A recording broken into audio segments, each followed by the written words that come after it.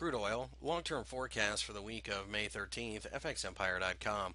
The crude oil markets, both of them that we follow here, did very poorly over the past week, not in a price sense, just a direction sense. As you can see on the light sweet crude market in front of you, we simply went nowhere at the end of the week after going as high as roughly 97.10 and as low as about 93.50 or so. We ended up closing just about where we started. And this confirms exactly what we've been saying for some time. This market is absolutely directionless. There is somewhat of a range in this market, but even that's a little difficult to define at this point. And as such, we think that longer term traders will struggle to find a trade in this market. We could be grinding our way towards summer, and if that's the case, this might be a market that longer term traders simply don't bother with for several months.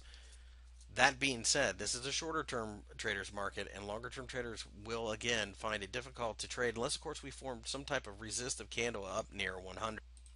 Brent markets aren't much better. You can see that we went from 106 to 101.50 or so, back and forth, closed with a little bit more negative than that candle was positive in the light sweet crude market.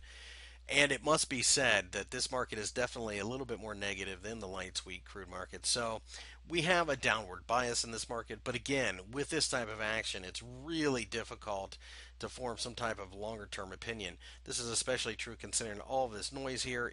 Even if we got higher, you could see where it would struggle. That being the case, again, we think that traders are starting to think more about vacation and less about oil.